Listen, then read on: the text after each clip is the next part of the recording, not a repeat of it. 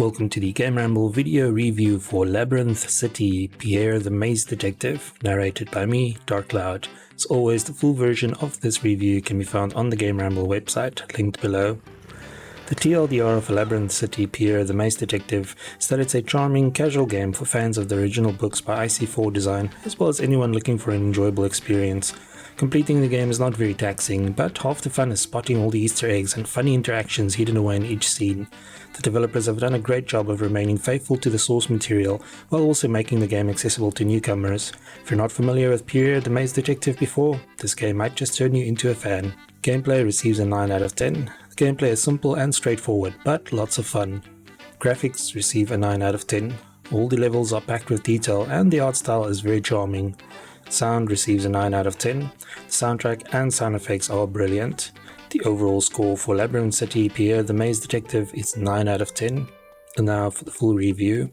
The nefarious Mr. X has stolen the maze stone from the Opera City Museum and is using it to plunge the world into chaos. Unfortunately, the magical stone can turn everything around it into a labyrinth, making it difficult to track down the evildoer wielding it. All hope is not lost though, as Pierre the Maze Detective has been called upon to chase after Mr. X and retrieve the stone. Along the way, Pierre, with the help of his friend Carmen, will encounter a host of charming characters, wacky environments and more mazes than you can shake a stick at. Labyrinth City, Pierre the Maze Detective is a casual adventure game that's been adapted from the best-selling children's book series by IC4 Design.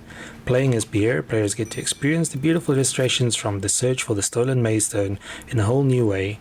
Each of the 10 scenes in the game is based on a double-page illustration from the original works and is packed with things to see. The game also allows players to interact with their surroundings in a way that was obviously not possible with the book. In addition to the more than 100 hidden objects and unique trophies to find, the game also features over 500 possible interactions with the characters, items and backgrounds.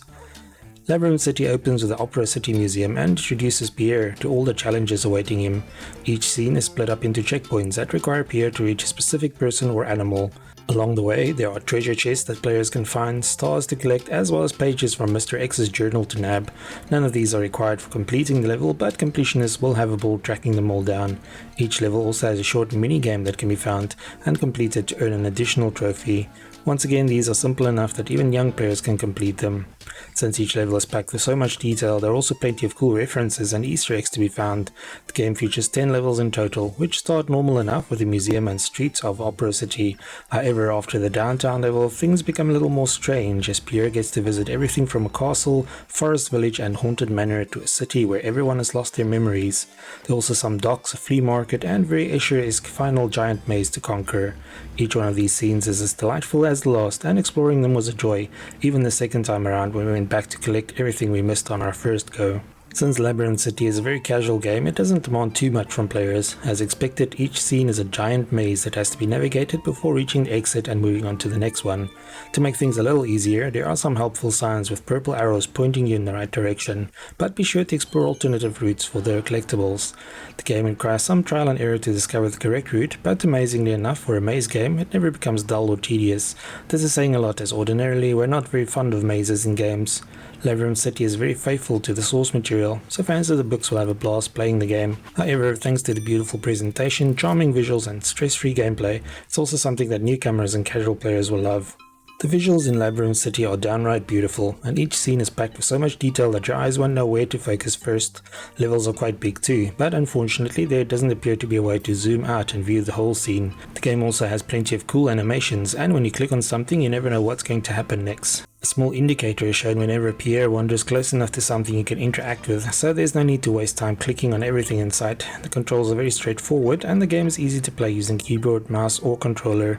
We only encountered one issue late in the game where a particular time-based obstacle caused our character to become stuck. Fortunately, the game autosaves whenever we reach an objective, so we didn't have to repeat the whole level to get back on track. The audio in Labyrinth City is delightful, and each scene features quirky or upbeat music that is a perfect match for the theme. Our favorite is the haunted manor, which is inhabited by all manner of ghosts and ghouls, but all the other levels are excellent too. Although none of the characters you encounter during the levels are voiced, the game does feature a cutscene before each level. These are simple comic book style panels and features a very energetic narrator breathlessly describing what's happening. We also really like the multitude of sound effects that play depending on how close you get to specific areas in each scene. Overall, Labyrinth City Pierre the Maze Detective is a great casual game that is perfect for players who want to relax with something that isn't too taxing. It's the type of game you'll play with a smile on your face, and while it's aimed at younger fans, even older players will find it hard not to be charmed.